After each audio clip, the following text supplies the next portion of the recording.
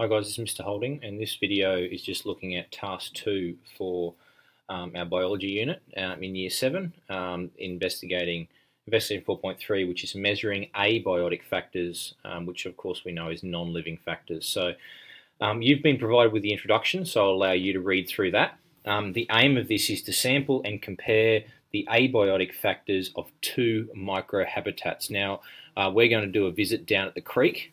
Okay, and you're going to have to, your group of 5 or 6 is going to split in half, and 3 of you are going to go and look at one location, and the other 3 are going to look at the other location, so locations A and B, and then do a number of tests, record it for your corresponding area, come back together, and then swap results. Okay, so everybody does one set of sampling for a particular site, and then we swap with the other half of the group, and then you'll end up with 2 sets of results that will allow you to compare.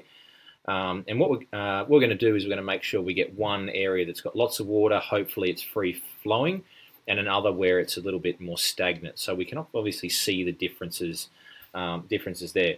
Your materials are water samples from site A and B, soil samples from A and B, a thermometer, universal indicator, silver nitrate solution, calcium sulfate powder, and also there's something missing there, which is a pH meter, which you're going to use as well.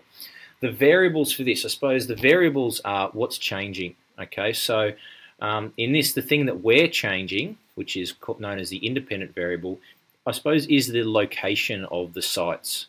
Okay, all the tests will remain the same. Okay, the way that we do the test, the procedure, all that remains the same, so it's a fair test. So the thing that changes is the location of the sample of the sites. Right, our method, as written here, must be written as a numbered list of instructions. So number 1, this was done. Number 2, this was done. Number 3, this was done. And notice it says past tense and passive voice. Okay, so we don't write them as instructions. So you're not telling someone what to do, you're stating what was done in the past. So for example, the pen was picked up, the lid was taken off, okay? Not pick up the pen, because that's an instruction. We want past tense, okay?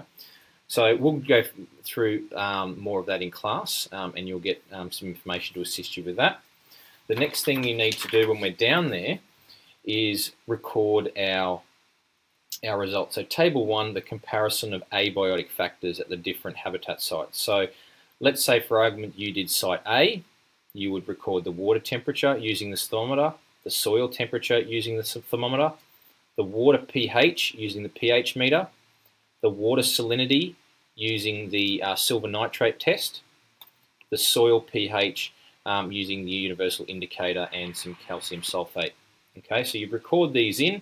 The other members of your group would do group B, and at the end of the lesson you would just swap results. Okay, so that by the end of the lesson you have both results for both A and for B. So that should be the lesson that we do in class. Once you get that, you can then go home and do your discussion questions, and there's a couple of them, there's 4.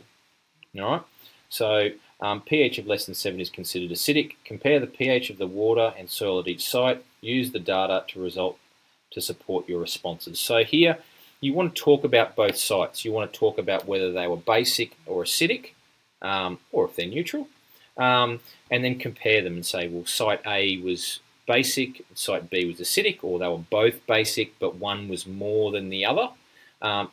Talk about the water, talk about the soil, all those types of things. Then it says compare and contrast what's the same and what's different, okay, for the still water and the running water. Okay, so you might say that the pH of the soil was the same for both sides, but the pH of the water was different, that it was more acidic in the stagnant water than it was in the running, or whatever you might find. So you need to look at these and then have a look at them, particularly for the water, so the water temperature, the water pH, and the water salinity, and look at what's the same and what's different, and state that here. Okay, it's important that you do that. Next one, identify which tests in this investigation were qualitative.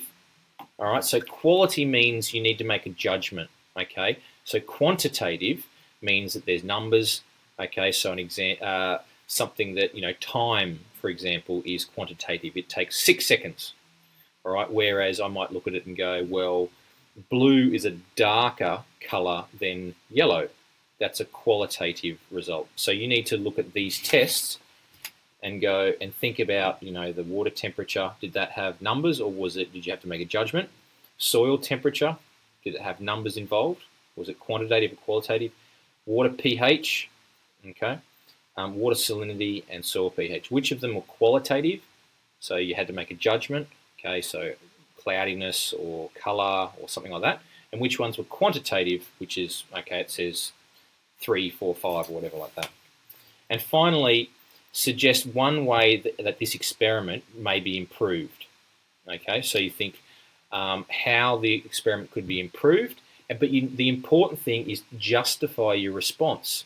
Give the example, but then tell why you think it would improve the assignment. All right, so that's what we've got to do. There'll be another video just looking closer on the answers and analysis of results.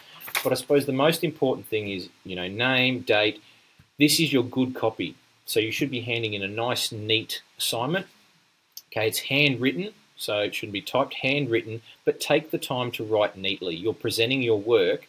The harder it is for your teacher to read, the more poorly you've presented it. Okay, and your marks will reflect that. So make sure you take the time to write neatly, space it out well, don't rush. Okay, make sure your spelling's correct, all those types of things. Okay, so hopefully that makes sense. If you have any questions, of course, please feel free to come see me in class. Hope this helped.